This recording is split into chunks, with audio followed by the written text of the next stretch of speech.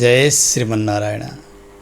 अखिले हे प्रत्यनीक कल्याणैकतान श्वेत समस्त वस्तु विलक्षण अनंत ज्ञानानंदैक स्वरूप परात्पर परब्रह्म परमेश्वर भगवान मुरलीधारी प्रभु का चरण में साष्टांग प्रणति गर्दै समस्त पूर्वाचार्यगण स्वाचार्य श्रीचरण समस्त आचार्य वर्ग समस्त भक्त भागवत मंडली सबैमा यथोचित वंदन गर्दै भगवान श्री कृष्णचंद्र को अत्यंत प्यारो महीना पुरुषोत्तम मास जसका स्वामी भगवान स्वयं पुरुषोत्तम भइबक्सन्छ त्यस्तो मासको आज हामी 21औं दिनमा क्रमशः भगवत चर्चा श्रवण गर्दै गर्दै आइरहेका छौँ।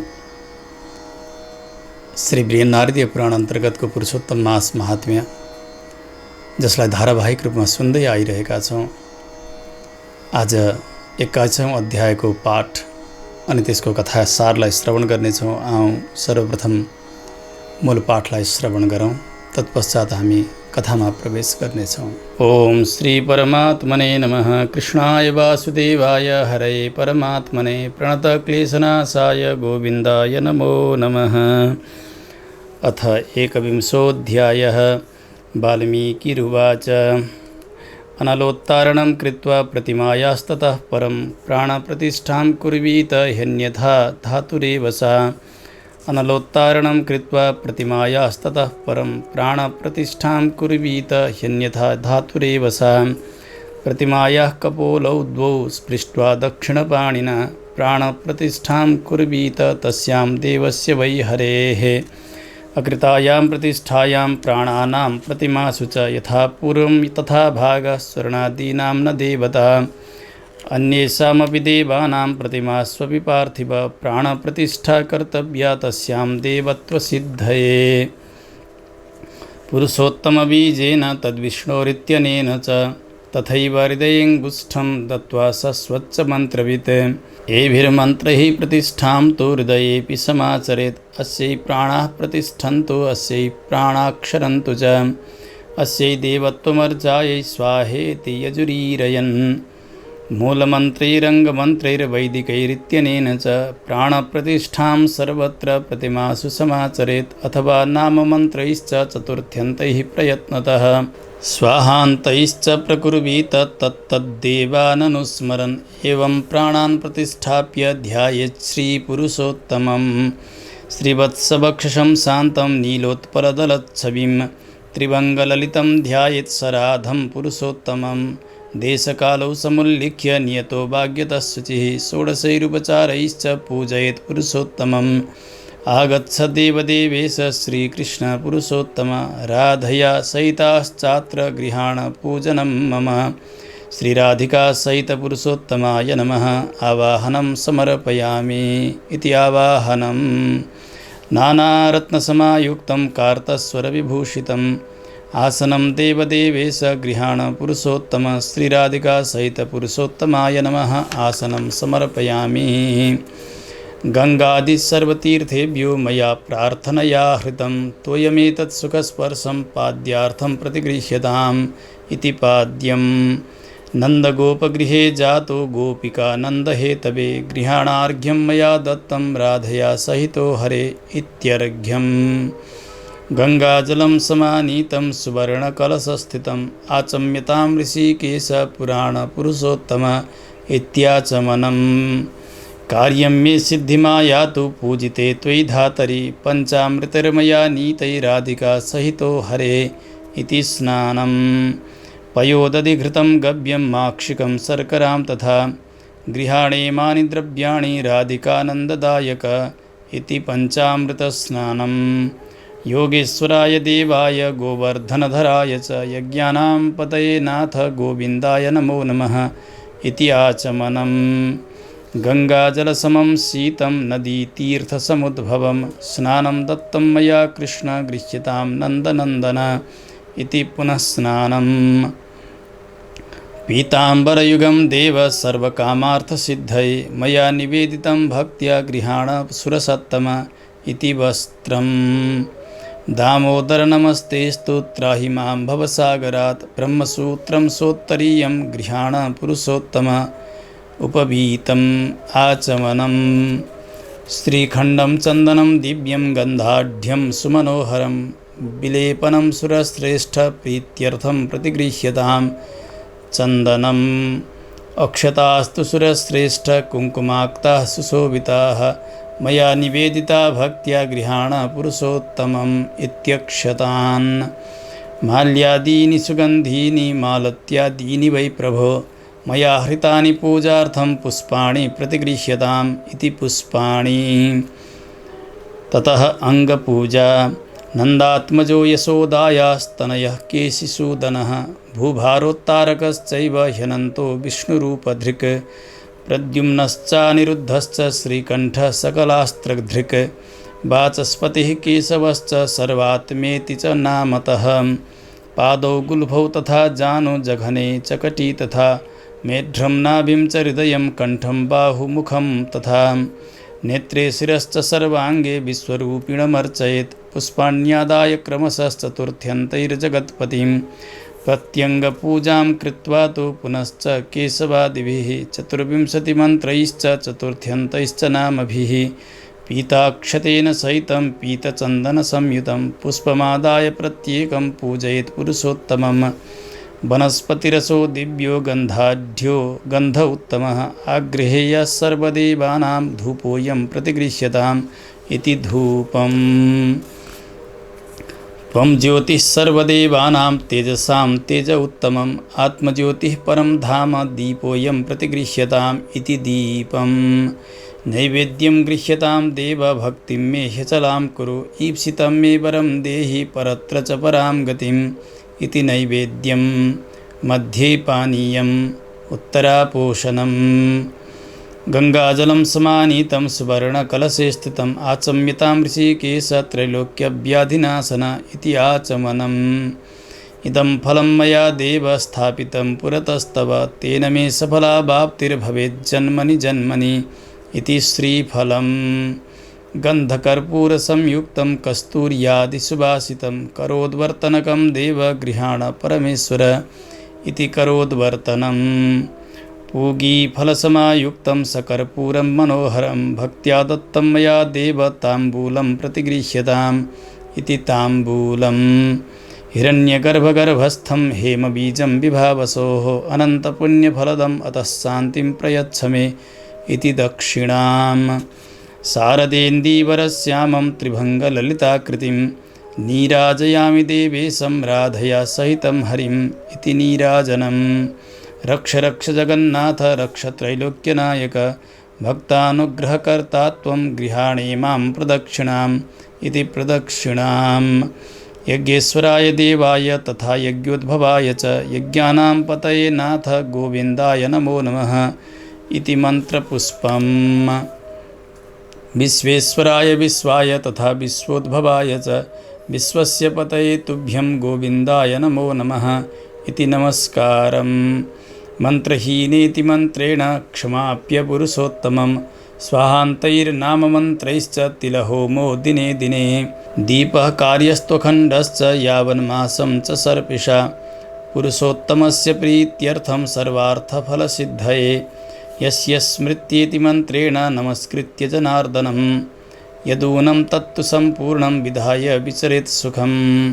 इत्थं श्रीपुरुषोत्तमं नवघनश्यामं सराधं मुदा सम्प्राप्ते पुरुषोत्तमे वनितले लब्ध्वा जनुर्मानवम्। भक्त्या यः परिपूजयेत् प्रतिदिनं कृत्वा गुरुं वैष्णवम् भुक्त्वा ह्यत्र सुखं समस्तमतुलं गच्छेत् पदं पावनम्।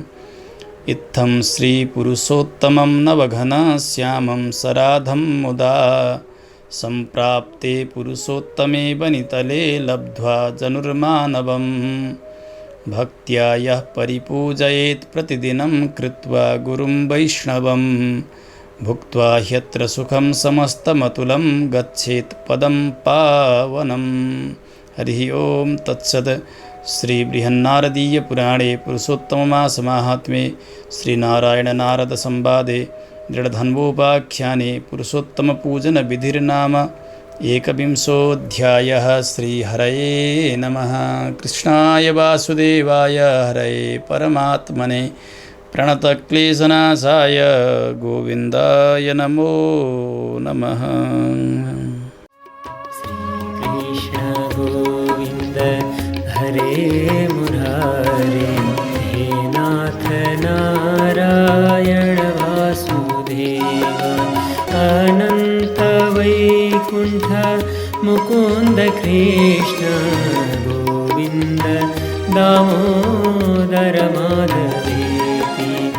निष्काम भक्ति गर्नका निमित्त उपयुक्त श्री पुरुषोत्तम मास, त्यसको महत्त्व के छ, कसरी व्रत अनुष्ठान सम्पन्न गर्नुपर्छ, यसका विषयमा श्री बृहन्नारदीय पुराणले अत्यन्तै सुन्दर ढङ्गबाट वर्णन गर्नुभएको छ।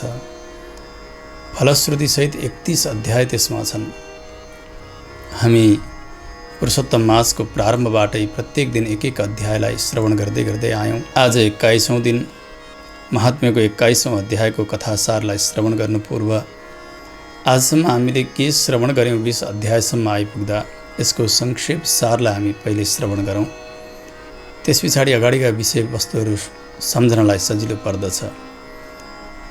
नैमिषारण्य क्षेत्रमा यज्ञ गरेर बस्नुभएका ऋषिहरू सूतजीको आगमन हुन्छ, उहाँले स्वागत गर्नुभयो। लोकहितका निमित्त शास्त्रको सार उपदेश गर्नका निमित्त प्रार्थना गर्नुभयो।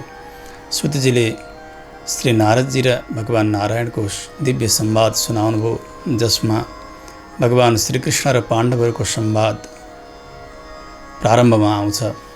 भगवान श्रीकृष्णले पुरुषोत्तम मासको उत्पत्ति, वैकुण्ठ गमन, गोलोक गएर भगवान श्रीकृष्णचन्द्रले पुरुषोत्तम आफ्नो प्यारो नाम त्यस अधिक मासलाई प्रदान गर्नु, मासहरूको अधिपति बनाउनु, ज्ञान शक्ति बल ऐश्वर्य आदि गरेका षडैश्वर्यहरूले सम्पन्न गराउनु र अरू सबै वैशाख आदि गरेका महिनाहरू सकाम महिनाहरू यसलाई चाहिँ निष्काम महिना भनेर त्यसरी प्रतिष्ठित गराउनु।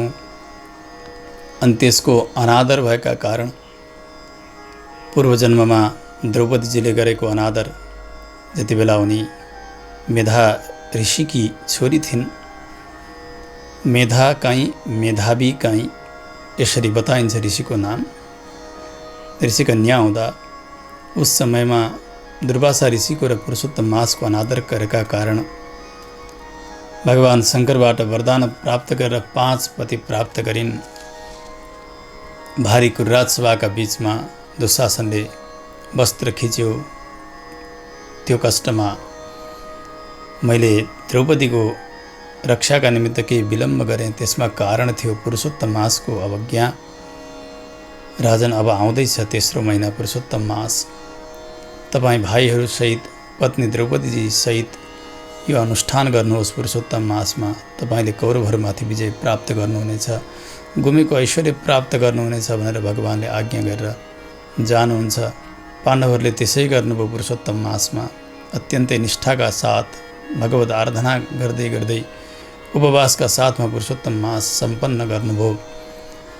त्यही प्रतापले गर्दा हस्तिनापुरको राज्य पुनः उहाँहरूलाई प्राप्ति भयो। महाभारतको युद्धमा उहाँहरूले विजय प्राप्त गर्नुभयो। यो आख्यानका साथमा महाराज दृढधनुवाको कथा पनि सुनाउनु भगवान नारायणले नारदजीलाई। अत्यन्तै सम्पन्न बलशाली राजा दृढधनुवा, उहाँलाई आश्चर्य लाग्यो सम्पन्न वैभव कहाँबाट आयो। उहाँ अत्यन्तै चिन्तित हुनुहुन्थ्यो, मैले त केही गरेकै छैन शुभ कर्म, तर पनि यो सम्पत्ति कहाँबाट आयो। वनमा जानुभएको थियो। एउटा सुगाले भन्दियो, राजन, अतुलनीय वैभव प्राप्त गरेर पनि तपाईँले आत्मकल्याणको मार्गलाई अवलम्बन गर्नुभएको छैन। तपाईँ कसरी मुक्त हुनुहुन्छ र कसरी पार लाग्नुहुन्छ? एकपटक होइन, बारम्बार मनुष्यको जस्तो आवाज निकालेर त्यो सुगाले भन्यो। राजा चिन्तित भएर आउनुभएको छ दरबारमा। एक दिन वाल्मीकि महर्षिको आगमन हुन्छ। वाल्मीकिलाई सोध्नुभयो, त्यो चराले के भनेको हो? मलाई त आश्चर्य लागेको छ। वाल्मीकिले पूर्वजन्मको आख्यान सुनाउनुभयो। राजन, तपाईँ पूर्वजन्ममा द्रविड देशमा सुदेव नाम गरेका ब्राह्मण हुनुहुन्थ्यो। तपाईँकी पत्नी थिइन् यी रानी। सन्तान नभएर भगवानको आराधना गर्नुभयो ताम्रपणी नदीका तटमा गएर। भगवानले त सन्तान छैनन्, 7 जन्म भन्नुभएको थियो। धेरै हठ गर्नुभयो। भगवानका आज्ञाले गरुडजीले सन्तान प्रदान गर्नुभयो। सुखदेव नाम गरेको 12 वर्षमा जलमा डुबेर समाप्त भयो। त्यसका वियोगमा समय बित्दै गयो। मरेका बालकलाई काखमा राखेर पत्नीका साथ तपाईले विलाप गरिरहनुभयो उस जन्ममा। संयोगले त्यो महिना थियो पुरुषोत्तम मास। गड्याङ गुडुङ गरेर आकाशबाट वर्षा भएको छ। दिनमा 3 पटक अभ्र स्नान पर्दै गरेको जलको स्नान गर्नुभयो। तपाईले सपत्नीक भएर उपवास गर्नुभएको छ, न जल पिउनु भएको छ, न केही खानु भएको छ। भगवान पुनः प्रसन्न हुनुभयो। त्यो उपवासका प्रभावले, नजानिकन गरेका व्रतका प्रभावले भगवान आउनुहुन्छ। भगवान त्यो मरेको बालकलाई 12,000 वर्षको आयु दिनुभयो। भगवान जानुभयो कृपा गरेर। अब तपाईले त्यो पुत्रका साथ सुख भोग्नुभयो त्यस जन्ममा। त्यही पुरुषोत्तम मासको अनुष्ठानका प्रभावले गर्दा यस जन्ममा यो अतुलनीय वैभव सम्पत्ति तपाईले प्राप्त गर्नुभएको हो। तपाईँ यो विषय भोगमा जब डुब्नुभयो, आत्मकल्याणको चिन्ता तपाईले गर्नु भएन।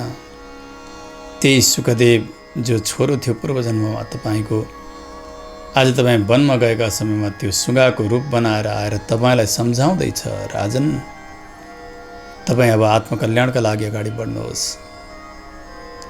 छोराको कर्तव्य भनेको यही नै हो। पुम नाम गरेका नरकबाट रक्षा गर्ने, त्यस्तालाई पुत्र भनेर शास्त्रले बताएका छन्। त्यही भएको हो। त्यही पुत्र नै आएर त्यो चराका रूपले तपाईलाई सम्झाएको हो। महाराज दृढधनुवाको संशय सबै समाप्त हुँदै गइरहेको छ। राजाले अरू जिज्ञासा गर्नुहुन्छ वाल्मीकि महर्षिसँग, त्यो पुरुषोत्तम मासको अनुष्ठानको नियम के छ, प्रतिदिन गर्नुपर्ने व्रतालुले नियमहरू के छन् भनेर जिज्ञासा गर्नुभएको हुन्छ। वाल्मीकि महर्षिले ब्रह्म मुहूर्तमा उठ्ने, स्नान शौचादिको सुन्दर प्रक्रिया बताए। तिलक सन्ध्यावन्दन इत्यादि सम्पन्न गरेर योग्य भएर भगवानको सेवाका लागि तयार हुनुसम्मका दैनिकीलाई, दिनचर्यालाई बताएर हिजो कथालाई हामीले विश्राम गरेका थियौँ। राजाले अरू जिज्ञासा गर्नुभयो, भगवानको आराधना विधि के छ, कसरी गर्नुपर्छ पुरुषोत्तम मासमा। आज वाल्मीकि महर्षि दृढधनुवालाई सम्झाउँदै भन्नुहुन्छ, राजन सुन्नुहोस्। अनलोत्तारणं कृत्वा प्रतिमायास्ततः परं प्राणप्रतिष्ठां कुर्वीत ह्यन्यथा धातुरेव सा। जसरी भगवानका सेवाका निमित्त गाईका गोबरले लिपेका स्थानमा सुन्दर अक्षता रङ्गाएर सर्वतोभद्र मण्डल, चक्राब्ज मण्डल अथवा अष्टदल पद्म इत्यादि बनाइयो।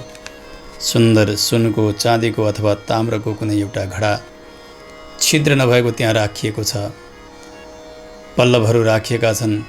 कलशमा तत्त देवताहरूको पूजा सम्पन्न भएको छ। माथि थालीमा तिल राखिएको छ। सुन्दर वस्त्र बिछ्याइएको छ।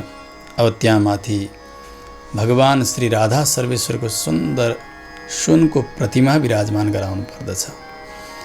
त्यो सुनको प्रतिमा यसै ल्याएर त्यतिकै राख्नुहुन्न, त्यसको शुद्धिको प्रक्रिया छ। अनि त्यसमा प्राण प्रतिष्ठाको पनि प्रक्रिया छ। ऋषि वाल्मीकिले भन्नुभयो, पहिले त त्यसलाई अग्निमा सन्तप्त गर्ने, अग्नि संस्कार, ताप संस्कारले त्यसलाई शुद्ध गर्ने। किनभने सुन शुद्ध हुन्छ अग्निमा लगाएर नै। त्यस पछाडि त्यसमा प्राण प्रतिष्ठा गर्नुपर्दछ। जुन देवताको प्रतिमा हो तद्देवता सम्बन्धी मन्त्र बोलेर प्राण प्रतिष्ठा गर्ने।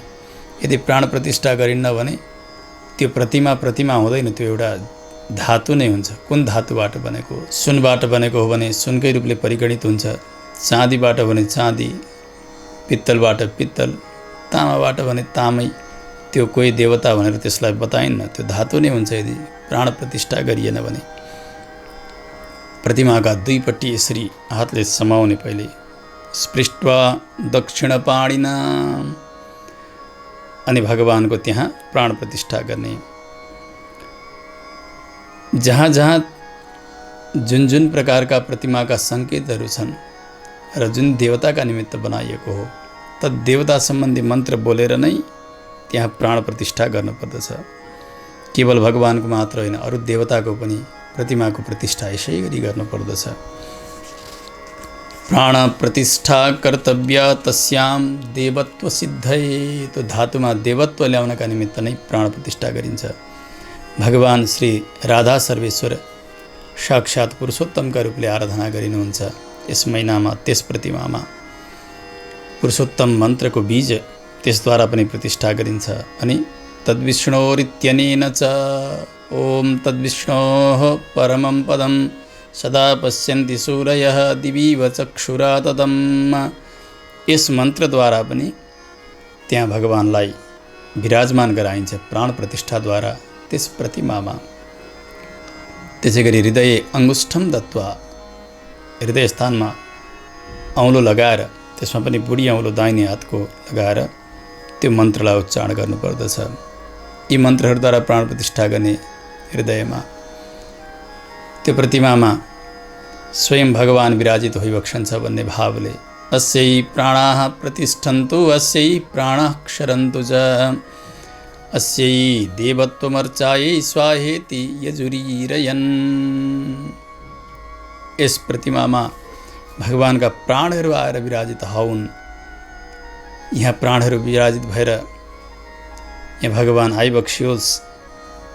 यस अर्चा स्वरूपमा, यस मूर्तिमा साक्षात् भगवान विराजमान हुनुहोस्। यो देवत्वका रूपले परिकल्पित होस् यो प्रतिमा। यस्ता प्रकारले यजुर्वेदका उत्तम मन्त्रहरू उच्चारण गर्दै गर्दै त्यहाँ प्राण प्रतिष्ठा गर्ने। मूल मन्त्रद्वारा, अङ्ग मन्त्रहरूद्वारा, वैदिक मन्त्रहरूद्वारा क्रमशः प्राण प्रतिष्ठा गर्नुपर्दछ। त्यहाँ तत्तत देवताहरूलाई अङ्गका रूपले बोलाइन्छ। प्रतिमामा अङ्गी देवता एक हुनुहुन्छ, अङ्ग देवताहरू हुनुहुन्छ। त्यहाँ बोलाउँदाखेरि तत्तत देवताका नाम मन्त्र त्यसमा चतुर्थ्यन्त गरेर विभक्ति, चतुर्थी विभक्ति प्रयोग गरेर बोलाउने। स्वाहान्तैश्च प्रकुर्वीत तत्तद्देवान् अनुस्मरन्। चतुर्थ्यन्त गरेर अन्तिममा स्वाहा नमः नभनेर स्वाहा नमः स्वस्ति स्वाहा स्वदा अलम बसट योगाच। यस सूत्रद्वारा व्याकरणका हिसाबले चतुर्थी विभक्ति हुन्छ। यदि यिनीहरूको योग छ भने यहाँ स्वाहाको योग भएको हुनाले यहाँ पनि चतुर्थी विभक्ति नै प्रयोग गर्नुपर्दछ। यसरी भगवानको प्राण प्रतिष्ठा सम्पन्न गरिसकेपछि भगवानको ध्यान गर्ने आँखा बन्द गरेर यहाँ यस्ता प्रभु आएर बस्नुभएको छ यो प्रतिमामा। श्रीवत्सवक्षसं शान्तं नीलोत्पलदलच्छविं त्रिभङ्गललितं ध्यायेत् सराधं पुरुषोत्तमं। भगवान वक्षस्थलमा श्रीवत्स चिन्हले चिन्हित भइबक्सन्छ। नीलकमलको जस्तो भगवानको श्यामलो वर्ण छ। भगवान तीन ठाउँ टेढो हुनुहुन्छ। भगवान राधिकाजीले सहित भइबक्सन्छ त्यस्ता प्रभुको ध्यान गर्ने। त्यस पछाडि देशकालादि सङ्कीर्तनपूर्वक सङ्कल्प गरेर, जसलाई प्रतिज्ञा सङ्कल्प भनिन्छ, त्यो सङ्कल्प गरेर अब सेवाकालमा अरू सांसारिक कुराहरू नगरेर, अरू शब्दहरू नबोलेर केवल भगवान मन्त्र जप गर्दै, भगवानका मन्त्र उच्चारण गर्दै, भगवानमा अत्यन्तै श्रद्धा गर्दै गर्दै षोडशोपचारद्वारा भगवान श्री राधा सर्वेश्वरको पूजा गर्नुपर्छ। षोडशैः उपचारैश्च पूजयेत् पुरुषोत्तमम्। पहिले आवाहन गर्ने। आवाहन नगरिकन आसन दिन्न। आवाहन गरिसकेपछि हजुर यहाँ बस्नुहोस् भनेर आसन दिइन्छ। यो पूजाको क्रम हो। आवाहन मुद्रा हुन्छ। प्रायः कर्ममा त्यो कर्मपात्रमा हात यसो चोबेर अनि त्यो नङ पानी यसरी घुमाउने चलन छ। प्राय लौकिक चलन बनिसकेको छ यो। तर आवाहन मुद्रा त्यो होइन। शास्त्रले, कर्मले कहिल्यै कुनै पनि प्रकारका विधिले यसरी आवाहन गर्नु भनेर बताएकै हुन्न। पद्धतिकारहरूले आफ्ना सजिलाका लागि यसो उसो थप्दै जानु बेग्लै कुरा हो। आवाहन भनेको यो हो। आवाहन मुद्रा भनिन्छ। शास्त्रमा आवाहन मुद्रा, हामी पनि कोही आफ्ना घरमा आउन लाग्नुभएको छ भने हजुर आउनुहोस् यसरी बोलाएर लिएर जान्छौँ। सुनाले आवाहन मुद्रा भनेको यो हो। यसरी आवाहन गर्ने। यसरी नङ पानी, त्यो नङ पानी त अत्यन्तै अशुद्ध हुन्छ। हेर्नु, त्यो कर्मपात्रमा यसै हात चोब्न हुन्न।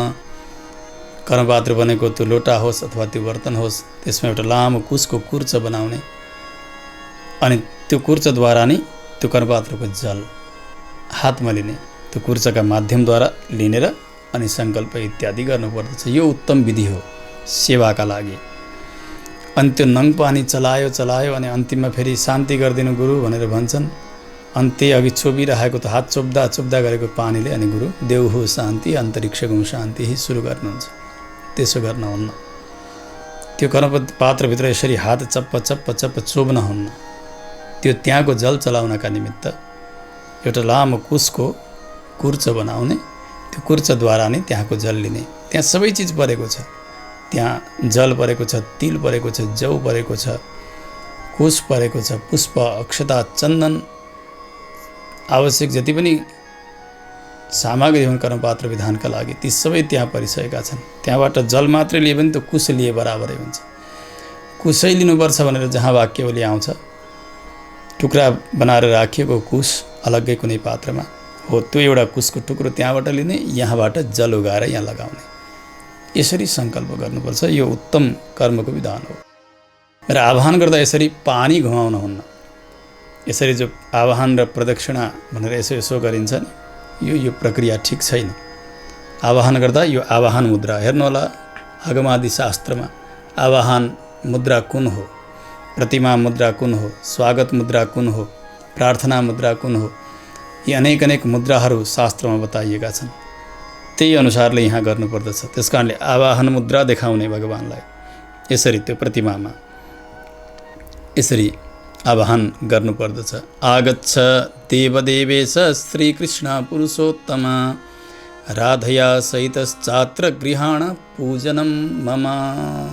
हे भगवान, हजुर देवताका देवता हुनुहुन्छ, पुरुषोत्तम हुनुहुन्छ। राधिकाजीले सहित भएर हजुर आउनुहोस्। एक्लै यहाँ नआउनु होला हजुर। राधिकाजीले सहित भएर आउनुहोस् र यहाँ बसेर हजुरले पूजा ग्रहण गरिबक्स्योस्। यसरी आवाहन गर्ने। श्री राधिका सहित पुरुषोत्तमाय नमः आवाहनम समर्पयामि। यहाँ आवाहनम समर्पयामि भनेको छ वस्तुतः आवाहयामि, यो नै उपयुक्त हुन्छ। आवाहन कहाँ समर्पण गर्नु? आवाहयामि, हजुरलाई म आवाहन गर्दछु, यो उत्तम हुन्छ। यसरी भन्नुपर्छ। त्यसै गरी अब बोलाइसकेपछि घरभित्र लिएर गयो आवाहन गरेर भने पहिले के गर्नु पर्यो? बस्ने व्यवस्था गर्नु पर्यो। आसनको व्यवस्था हुनुपर्छ।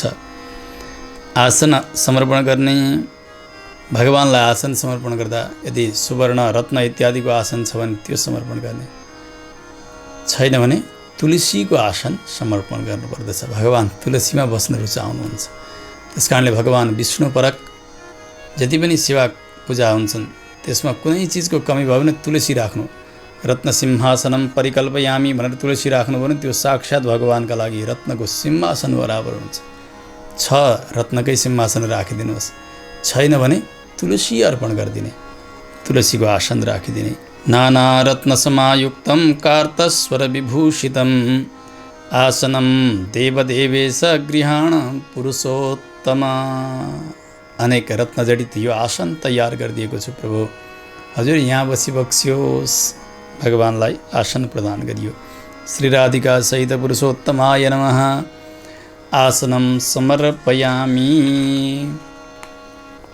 त्यस पछाडि पाद्य अर्पण गर्ने। दुई प्रक्रिया छन्। पहिले पाद्य अर्पण गरेर अर्घ्य अर्पण गर्ने एउटा विधि छ। प्रायः पौराणिक विधि यही नै छ। आगम विधि नारद पाञ्चरात्र आगमका अनुसार पहिले अर्घ्य अर्पण गरेर अनि पाद्य अर्पण गर्ने। लोकमा पौराणिक विधिभन्दा प्रचलनमा ज्यादा हाम्रो व्यवहारमा आगम विधिकै प्रयोग देखिन्छ।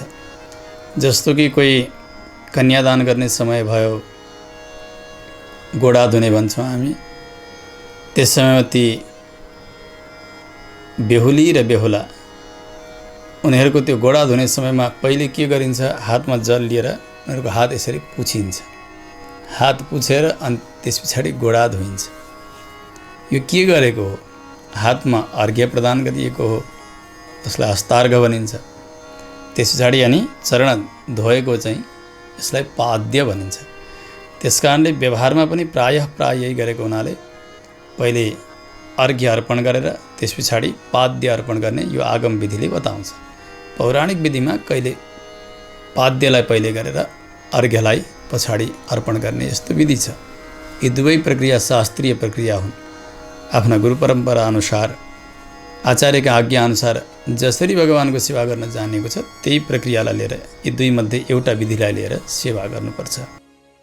पाद्य अर्पण गर्दा भगवानसँग प्रार्थना गर्दै भक्तले भन्नु पर्यो, गङ्गादि सर्वतीर्थेभ्यो मया प्रार्थनया हृतं तोयमेतत् सुखस्पर्शं पाद्यार्थं प्रतिगृह्यताम्। हे प्रभु, मैले प्रार्थना गरेर गङ्गा आदि गरेका सारा तीर्थहरूलाई यही जलमा मैले बोलाइसकेको छु, यही नै आह्वान गरिसकेको छु मैले। त्यसकारणले यो जल स्वयं तीर्थ जल आज यो हजुरको चरण प्रक्षालनका निमित्त म समर्पण गर्दैछु। सुखस्पर्शम, अत्यन्तै शीतल, हजुरलाई आनन्द हुने यस्तो जल छ। यो हजुर स्वीकार गरिबक्स्योस्। भगवानलाई पाद्य समर्पण भयो। अर्घ्य समर्पण गर्ने त्यसबेला भन्ने मन्त्र छ, हे प्रभु, नन्द गोपका घरमा हजुरको जन्म भयो। गोपीहरूलाई आनन्द दिनेवाला हजुर हुनुहुन्छ। हजुर राधिका सहित भएर यो अर्घ्य जल स्वीकार गरिबक्स्योस्। त्यसै गरी अब आचमन चढाउने। यहाँ विशेष ध्यान दिनुपर्ने कुरा के छ भने, जो पञ्चकटौरी तयार गरिएको हुन्छ जसलाई पञ्चोपचार भनिन्छ। पञ्चोपचार एउटा थालीमा 5 कटौरा राखिन्छन्। त्यो राख्ने दिशाहरू पनि बताइएको छ शास्त्रमा। धेरै प्रक्रिया छन्, त्यसमध्ये पनि एउटा कमसेकम प्रक्रियालाई जान्ने भने सजिलो पर्छ। अहिले त त्यो प्रायः गराउने गुरुजीहरूलाई नि थाहा हुन्न, अनि बिचरो जवानले के जानेको होस्।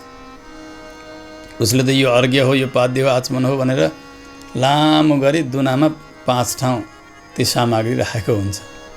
अनि त्यो फुल राखिदिएको छ कि के राखेको छ, एउटा एउटा गरेर अनि चढाउने। यसरी होइन, यो नजान्दा त्यसै गरे पनि हुन्छ, तर त्यसरी होइन। एउटा थालीमा 5 कटौरी हुन्छन्, आचमनी हुन्छ। सकभर त्यो थाली तामाको नहोस्, अनि कटौरी पनि तामाको नहोस् र आचमन पनि तामाको नहोस्। किन तामामा गव्य राख्न हुन्न। दुध, दही, घिउ, गोमूत्र, गोबर आदि पर्न हुन्न तामामा कहिल्यै पनि। त्यसकारणले सम्भव छ चाँदीका, सुनका छैन भनेदेखि पित्तलका कटौरीहरू हुन्। त्यो पनि सकिन्न भने बरु शुद्ध नखाएका, जुठा नलगाएका स्टिलका कटौराहरू हुन्, त्यो हुनुपर्छ। आचमनी पनि तामाको नराख्नु उपयुक्त हुन्छ, किनभने विवेक गर्नै सकिन्न। एकतिर दुध हुन्छ, दही हुन्छ, कता कतै लाटलोट हुन सक्छ। त्यस कारणले पित्तलका बरु कटौरीहरू राख्ने, बरु सम्भव भएन भने स्टिलका कटौरीहरू राख्ने। भगवानकै सेवाका लागि मात्रै प्रयोगमा ल्याउने तिनीहरू, यता जुठो नलगाउने। 5 वटा हुन्छन्। 5 मध्ये बीचमा हुन्छ शुद्धोदक भनेर, बीचमा। त्यस पछाडि ठिक्क अग्निकोणमा पूर्व फर्केर बसेको छ पूजा गर्नलाई, आफ्ना दाहिने हातपट्टि अगाडिपट्टि अर्घ्य जल। त्यस पछाडि यताको कुनामा, दक्षिण पश्चिमको कुनापट्टि नैऋत्यपट्टि पाद्य जल। यता पश्चिम र उत्तरको कोणमा त्यो थालीका वायव्य कोण जसलाई भनिन्छ त्यहाँ आचमनीय जल।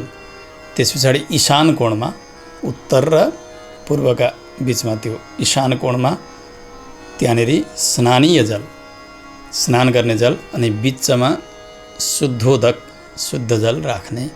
धेरै प्रक्रिया छन् आगममा, त्योमध्ये एउटा यो विधि हो।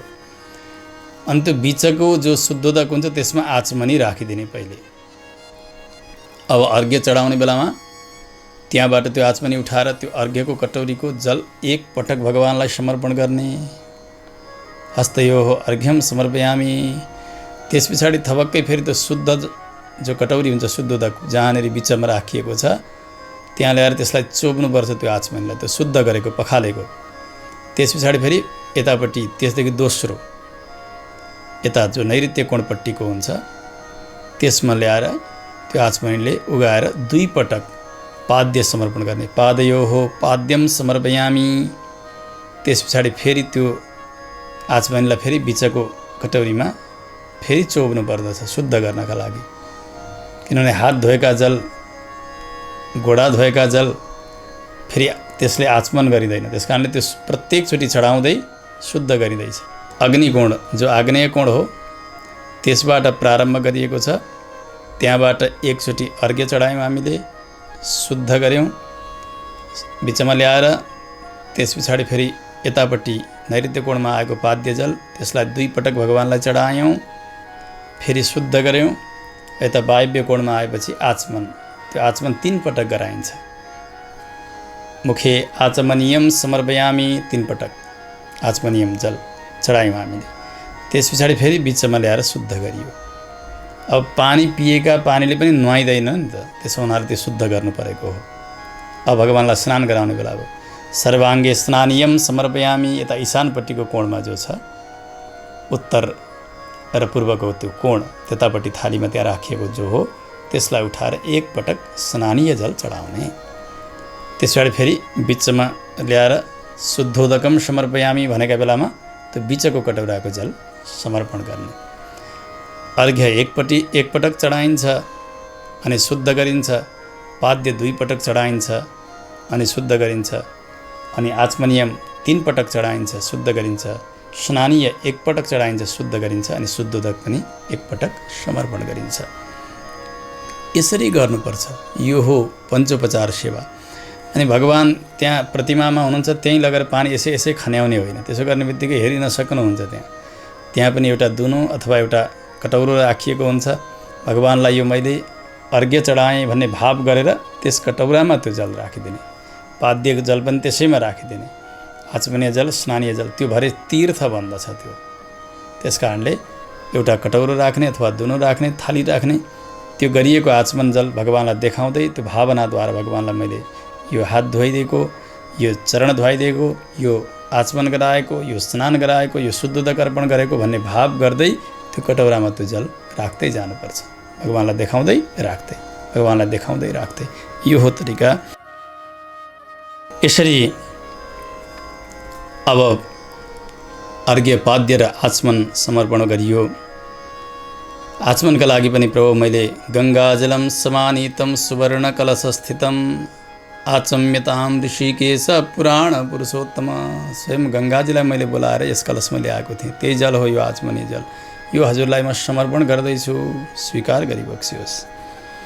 त्यस पछाडि स्नानीय जल अर्पण गर्ने भगवानलाई। हे राधिका सहित हे भगवान, हजुरले स्वीकार गरिबक्सियोस्। स्नानका निमित्त त मैले पञ्चामृत पनि तयार गरेको छु। पञ्चामृत 5 हुन्छन्। पञ्च भनेको 5 अमृतहरू। शुद्ध जो देशी गाई भनिन्छ, लोकल गाई, जसका गलामा गलमाल छ, यसो झुन्डेको हुन्छ नि, त्यसलाई गाई भनिन्छ। अरू त यी गाई जस्ता मात्रै हुन्। हो त्यस्ता गाईका दुधबाट बनेका दही र घिउ, स्वयं दुध अनि दही घिउ गरिकन 3 भयो। अनि अरू शक्कर र मह, यी 2 चिज गर्दा 5 हुन्छन्। यी सबैलाई अमृत भनिन्छ, जसलाई पञ्चामृत भनिन्छ। मिलाएर पहिले पञ्चामृत अलग अलग राख्नुपर्छ। अलग अलग एक अमृतले दुधले स्नान गराइदिने, फेरि शुद्धोदकले स्नान गराइदिने, त्यस पछाडि दहीले स्नान गराइदिने, शुद्धोदकले स्नान गराइदिने। उदक भनेको जल, शुद्ध जलले स्नान गराइदिने। त्यस पछाडि घिउले स्नान गराइदिने, फेरि शुद्ध जलले स्नान गराइदिने। त्यसरी शर्करा स्नान गराइदिने, शुद्धोदकले स्नान गराइदिने, मधुले स्नान गराइदिने। मधु भनेको मह, फेरि शुद्धोदकले स्नान गर्ने। काहीँ शर्करा शक्कर अगाडि, काहीँ मह अगाडि। यो 2टै क्रम पाइन्छ शास्त्रमा, जसो गरे नै हुन्छ। पयोदधि घृतं गव्यं माक्षिकं शर्करां तथा गृहाणे मानि द्रव्याणि राधिकानन्ददायक। राधिकाजीलाई आनन्द दिने हे भगवान, हजुरले यो दुध, दही, घिउ अनि मह र शक्कर, यो पञ्चामृत हजुरले स्वीकार गरिबक्सियोस् भनेर पञ्चामृत समर्पण गर्ने। भगवानलाई स्नान गराउँदा अलग अलग पञ्चामृतले स्नान गराउनुपर्छ। अनि अन्तिममा शुद्ध जलले स्नान पुरा गराइसकेर अनि शुद्ध वस्त्रले पुछेर गाईको घिउ अथवा सुगन्धित तेल लगाएर एकदमै सुन्दर बनाएर भगवानलाई राखेर अनि तिलक लगाइदिनुपर्छ। प्रतिमामा तिलक लगाउन ओर्न अत्यन्त सूक्ष्म सानो भयो भने त्यहाँ भावना गर्नुपर्छ। त्यस कारणले साथमा प्रतिमा मात्र नराखेर 1 विग्रह सर्वेश्वर शालग्राम भगवान विराजमान गराउने र पिताजीहरूले स्नान गराउने, माताजीहरूले सामग्री जुटाइदिने। स्नान गराएर पुछेर चिल्लो लगाइदिएर त्यस पछाडि तिलक लगाइदिनुपर्छ भगवानलाई। यसरी गर्ने। त्यस पछाडि पुनः आचमन गराइदिने अनि पीताम्बर वस्त्र समर्पण गर्ने भगवानलाई। पीताम्बर युगम देव सर्वकामार्थ सिद्धये मया निवेदितं भक्त्या गृहाण सुरसत्तम। हे भगवान, यो पीताम्बर वस्त्र मैले हजुरलाई समर्पण गर्दैछु। मेरो जो कामना छ नि हजुरमा प्रेम लागोस्, हजुरमा भक्ति लागोस् भनेर हो, त्यो कामना पूर्तिका निमित्त मैले यो वस्त्र हजुरलाई समर्पण गरिरहेको छु। प्रभु हजुरका चरणमा अखण्ड भक्ति बनिरहोस्। भगवानलाई वस्त्र समर्पण गर्ने। त्यस पछाडि यज्ञोपवीत जनेऊ अर्पण गर्नुपर्छ भगवानलाई। दामोदर नमस्तेस्तु त्राहि मां भवसागरात्। प्रभु मलाई यो संसार सागरमा रक्षा गरिबक्स्योस्। यो यज्ञोपवीत हजुरलाई समर्पण गरेको छु मैले। वस्त्र अर्पण गर्दा एउटा मात्र गर्नुहुन्न, वस्त्र र उपवस्त्र भनिन्छ। सेवा गर्ने व्यक्तिले पनि एउटा मात्रै वस्त्र लगाएर कहिले बस्नुहुन्न, भित्री वस्त्रलाई छोडेर अरू 2 वस्त्र हुनुपर्दछ। सेवा गर्न बस्दाखेरि सेतो अत्यन्तै शुद्ध वस्त्र लगाएर बस्ने, सेतो नभए पहेँलो वस्त्र लगाएर बस्ने। वस्त्र र उपवस्त्र 2 हुनुपर्छ। माताजीहरूले साडी लगाउने, सुन्दर श्रृङ्गार गरेर बस्नुपर्छ भगवानका अघिल्तिर बस्दा। भगवानलाई एउटा ऐनाका रूपले बताइएको छ शास्त्रमा। ऐनाका अघिल्तिर राम्रो भएर गए राम्रै स्वरूप देखाइदिन्छ, नराम्रो भएर गएदेखि ऐनाले नराम्रै देखाइदिन्छ। त्यस कारणले भगवानका अघिल्तिर जाँदा अत्यन्तै श्रृङ्गार गरेर जाने। माताजीहरूले पनि सुन्दर स्वरूप बनाएर जानुपर्छ।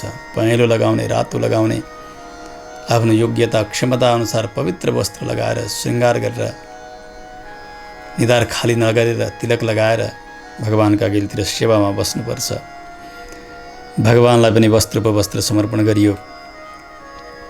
त्यस पछाडि भगवानलाई सुन्दर चन्दन लगाइदिने। श्रीखण्ड चन्दन होस् अथवा श्रीतिलक इत्यादि जे जुड्दछ भगवानलाई सुन्दर लगाइदिने। श्रीखण्डम चन्दनम दिव्यम गन्धाढ्यम सुमनोहरम विलेपनम सुरश्रेष्ठ प्रीत्यर्थम प्रतिगृह्यताम।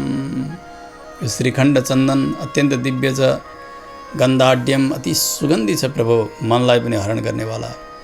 हजुरका लागि यो लेपनका लागि मैले ल्याएको छु। हे भगवान, यो स्वीकार गरिबक्स्योस्। प्रीत्यर्थम, हजुरमा प्रेम बनोस्, मलाई अरू कोही कामना छैन यसबाट। यसरी भगवानलाई सुन्दर तिलक लगाइदिने अनि भगवानलाई अक्षता समर्पण गर्ने। सालग्राम भगवान विराजित भइबक्सन्छ भने अक्षता समर्पण नगर्ने, केवल प्रतिमा राखिएको छ भने अक्षता समर्पण गर्ने। अक्षता फेरि पानी लगाएर अनि यो केसर सेसर अबिर लगाएका अक्षता होइनन् नि। अक्षताको प्रक्रिया छ शास्त्रमा। अक्षता जसलाई हिरण्याक्षत भनेर बताइन्छ, त्यो चामल, त्यसमा हर्दी लगाउने, शुद्ध हर्दी पाउडर, बेसार भन्छौँ, बेसारको धुलो लगाउने अनि गाईको घिउ लगाउने। पानी प्रयोग नगरिकन त्यो हर्दी र घिउका साथमा त्यसलाई यसरी मोलेर बनाइएको जो अक्षता हुन्छ त्यसलाई हिरण्याक्षत भनेर बताइन्छ शास्त्रमा। भगवान सर्वेश्वर सालग्रामदेखि अतिरिक्त कोही प्रतिमा विशेषमा अथवा कुर्च स्थापना गरिएको छ भने त्यो कुर्चमा यो पिताक्षत चढ्दछ, अन्यथा विष्णुलाई अक्षता कहिल्यै चढ्दैन। हाम्रा भावमा प्राय व्यवहारमा अक्षता भनेपछि अबिर हालेर पानी लगाएर मुछेर बनाएको अक्षता नै अक्षता भन्ने जस्तो चलेको छ, परन्तु त्यो पनि अक्षता हो।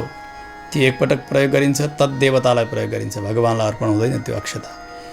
भगवानलाई अर्पण गरिने अक्षता यस्तो हुन्छ। तर सर्वेश्वर सालग्राम राखिएको छ भने यसरी बनाइएको अक्षता पनि सालग्राम भगवानमा चाहिँ अर्पण नगर्नु। त्यस स्थानमा तिल अर्पण गर्नु, अक्षता भनेका ठाउँ तिल समर्पण गरिदिनु। प्रतिमा मात्रै हुनुहुन्छ भने त्यहाँनिर अक्षता समर्पण गर्न सकिन्छ। भगवानका प्रतिष्ठित श्री मूर्तिहरूमा आगमशास्त्रले त्यसरी अक्षतारोपणको विधान बताउनु भएको छ। तमाम प्रमाणहरू छन्, त्यही प्रमाण यहाँ पनि राख्नु भएको हो। अक्षतास्तु सुरश्रेष्ठ कुङ्कुमाक्ता सुशोभिताः मया निवेदिता भक्त्या गृहाण पुरुषोत्तम। अक्षता समर्पण गरियो अथवा तिल समर्पण गरियो। त्यस पछाडि सुन्दर माला भगवानलाई अर्पण गरिदिने। सुगन्धित पुष्पको होस्, सुगन्ध नआउने पुष्पको माला भगवानलाई लगाउन हुन्न, सुगन्धित होस्। प्रार्थना पनि गर्ने, प्रभु यो माला तयार गरेको छु मैले, मालती आदि गरेका सुगन्धित पुष्पहरूको सङ्ग्रह गरेर मैले बनाएको छु। हजुर कृपा गरेर यसलाई स्वीकार गरिबक्स्योस्। यो पुष्प पनि हजुरकै निमित्त तयार गरेको छु, यो पनि हजुरले स्वीकार गरिबक्स्योस्। भगवानलाई माला समर्पण भयो। त्यस पछाडि अङ्ग पूजा गर्ने, जस्तो कि हाम्रा शरीरमा विभिन्न अङ्गहरू बनेर तयार भएर अनि यो शरीर पूर्ण भएको छ। यसै गरी भगवान त्यो श्री विग्रहमा आउँदा, त्यस प्रतिमामा आउँदा पनि अनेक अनेक अङ्गहरू छन्, ती अङ्गहरूको पूजन गर्ने। त्यसका मन्त्रहरू पनि छन् यहाँ। प्रद्युम्न, अनिरुद्ध, श्रीकण्ठ आदि गरेका, वाचस्पति, केशव, सर्वात्मा आदि गरेका नामले भगवानको अङ्ग पूजा सम्पन्न गर्नुपर्छ। भगवानका चरणमा, गोलीगाँठामा, त्यसै गरी भगवानका घुँडामा, जङ्घामा, कम्मरमा, यसै गरी पेटमा, नाभिमा, हृदयमा, भगवानका कण्ठमा, हातमा, मुखमा, अनि भगवानका दुई नेत्र सम्झेर नेत्रमा, शिरमा, सम्पूर्ण अङ्गमा भगवान स्वयं विश्वरूपले विराजित भइबक्सन्छ भनेर भगवानका तत्तत् मन्त्रहरूद्वारा पूजा गर्नुपर्दछ। पुष्प हातमा लिएर क्रमशः चतुर्थी विभक्ति प्रयोग गरेर, जसरी केशव शब्दको चतुर्थीमा केशवाय नमः, त्यसरी पिताक्षत तयार गरिएको त्यो अक्षता अनि चन्दन, पुष्प इत्यादिद्वारा भगवानको अङ्ग पूजा सम्पन्न गर्ने। भगवानलाई सुन्दर सुगन्धित धूप अनि देखाउनुपर्छ, धूपलाई आग्रहण गराउनुपर्छ भगवानलाई। धूप भनेर जो बताइन्छ नि अहिले, यो पिरो अगरबत्ती, एउटै अगरबत्ती एकछिन बाल्यो भने यहाँ बोल्नै सकिन्न। आफूलाई त्यति असर गर्छ भने भगवानलाई कति कष्ट देला त्यसले। त्यस कारणले त्यस्ता अगरबत्तीहरू जसले आफूलाई नै कष्ट हुन्छ, त्यस्तो धेरै मुठो मुठो बनाएर धुवाँ लगाएर त्यो धूप बनिन्न। हेर्नु, जसलाई गोकुल धूप भनिन्छ, अथवा अहिले त्यो बाटिएको धूप पनि आउँछ, त्यो अलि अथवाको हुन्छ। सम्भव भए त कोइलाटो भन्ने हुन्थ्यो पहिले, त्यो कोइला राख्ने, त्यसमा गाईको घिउ राखिदिनु, त्यसबाट आउने सुगन्धभन्दा उत्तमहरूको केही नै हुँदैन। त्यस प्रकारको धूप, त्यसमा पनि गोकुल धूप आदि गरेका धूपहरू मिसाइदिनु भने अति सुन्दर हुन्छ। सम्भव भएन त पाइँदैन भने बरु एउटा कपुर जलाइदिने, दीप पनि धूप पनि त्यसैले काम गर्छ। तर त्यो पिरो अगरबत्ती बाल्न चाहिँ हुन्न, त्यो बन्न पनि अत्यन्तै अमङ्गल पदार्थहरूबाट बनेको छ भनेर बताइएको छ। त्यस कारणले जसले आफूलाई पनि आनन्द दिन्छ, अत्यन्तै सुगन्धित होस्, भगवानलाई पनि त्यसले आनन्द दिएको छ भन्ने भावद्वारा समर्पण गर्नुपर्छ। वनस्पतिरसो दिव्यो गन्धाढ्यो गन्ध उत्तमः, आग्रेयः सर्वदेवानां धूपोऽयं प्रतिगृह्यताम्। प्रभो, वनस्पतिका रसले तयार गरिएको यो दिव्य उत्तम गन्धले तयार गरिएको यो सुगन्धित धूप हजुर यसलाई आग्रहण गरिबक्सियोस्, यसको वासना लिइबक्सियोस्। धूप समर्पण भयो। त्यस पछाडि दीप समर्पण गर्ने, दीप देखाउने, वैदिक मन्त्र, तान्त्रिक मन्त्र इत्यादिद्वारा। त्यस पछाडि नैवेद्य तयार गर्ने। नैवेद्यमा मुख्यतया भगवानलाई मालपुवा भोग लाग्दछ। त्यसमा पनि बिहानको समयमा दिनभर फलाहार लिने हो भने त्यो दिनमा लिने जो फलाहार हो त्यो फलाहार तयार गरेर भगवानलाई भोग लगाउने। अत्यन्तै सुन्दर नैवेद्य तयार गरियो। भगवानसँग प्रार्थना गर्ने, प्रभु त्वदीयम वस्तु गोविन्द इत्यादिद्वारा प्रार्थना गर्दा पनि हुन्छ। यहाँ बताउनुहुन्छ नैवेद्यम गृह्यताम देव भक्तिम मे ह्यचलाम कुरु। यो नैवेद्य हजुरकै वस्तुद्वारा हजुरलाई नै समर्पण गरिएको, तयार गरिएको हो। यसबाट मलाई कुनै कामना छैन, हजुरमा अचला भक्ति बनिरहोस्, यति मात्र कृपा गरिबक्सियोस्। यस प्रकारले नैवेद्य अर्पण गर्ने, बीचबीचमा पुनः जल समर्पण गर्ने, उत्तरापोषण समर्पण गर्ने, पुनः जल दिएर भगवानलाई नैवेद्य अर्पण गरिसकेपछि आचमन गराउने। आचमन गराउँदा त्यही आचमनियम जो कटौरो हो तेस्रो नम्बरको अर्घ्य, पाद्य अनि यता आइपुगेको हुन्छ आचमनीय, त्यसबाट 3 पटक अर्पण गर्ने। त्यस पछाडि श्रीफल समर्पण गर्ने। श्रीफल भनेको साक्षात् नरिवल हो।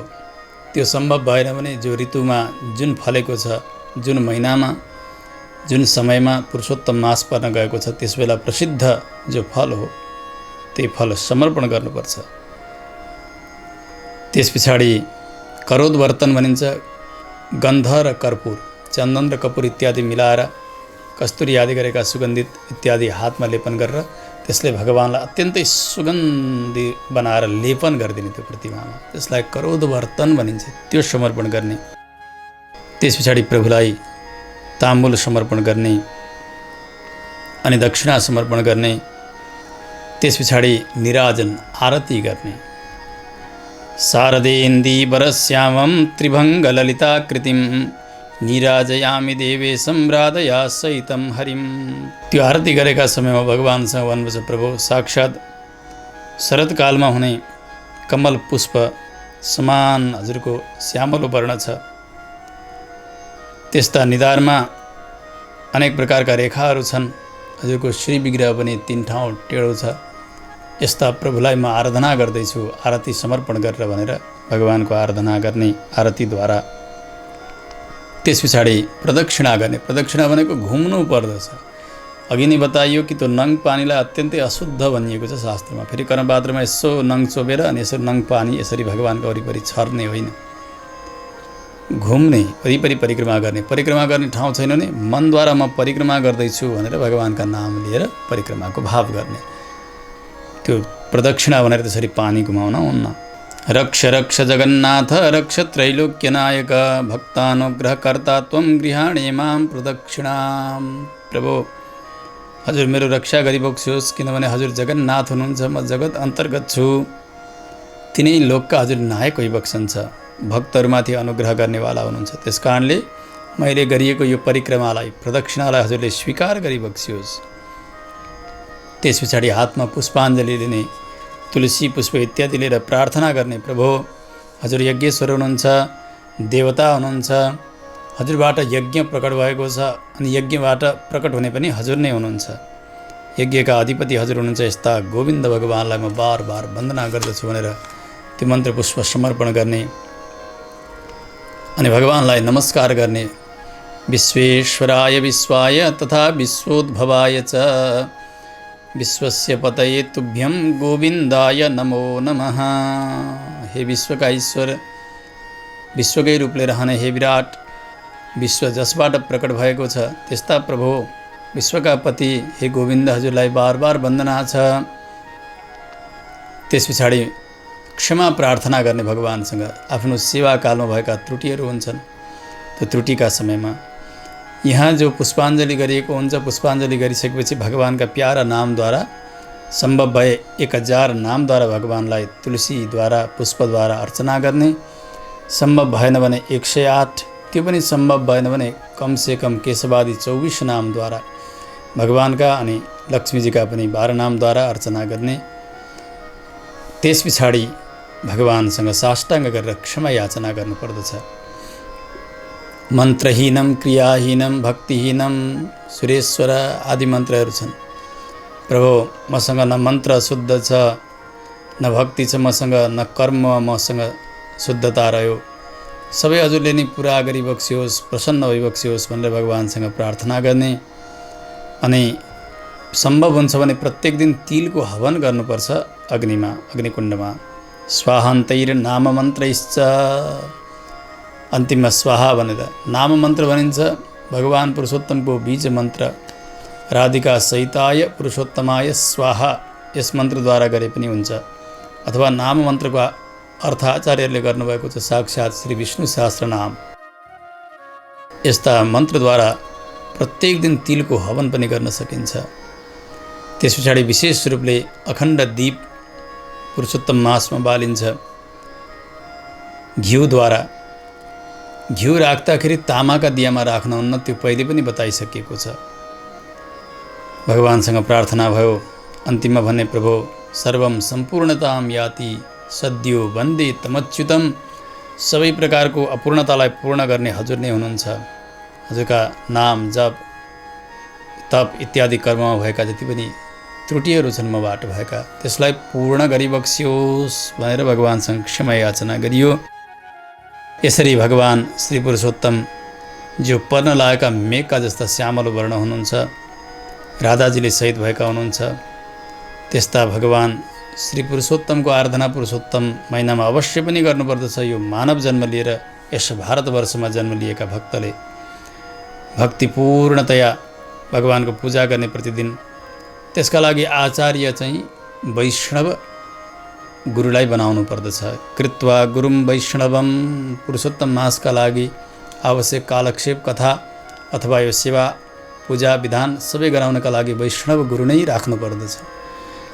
कृत्वा गुरुम वैष्णवम भुक्त्वा ह्यत्र सुखम समस्तमतुलम गच्छेत पदम पावनम। यसरी नियमपूर्वक भगवानको सेवा गर्ने हो 1 महिनासम्म भने भगवानको तो शाश्वत पदलाई त्यस्ता भक्तले अवश्य पनि प्राप्त गर्दछन्। यहाँसम्मका पावन प्रसङ्गहरू यस 21औं अध्यायमा संक्षेपमा वर्णन गरियो। जय श्रीमन्नारायण। जय श्रीमन्नारायण।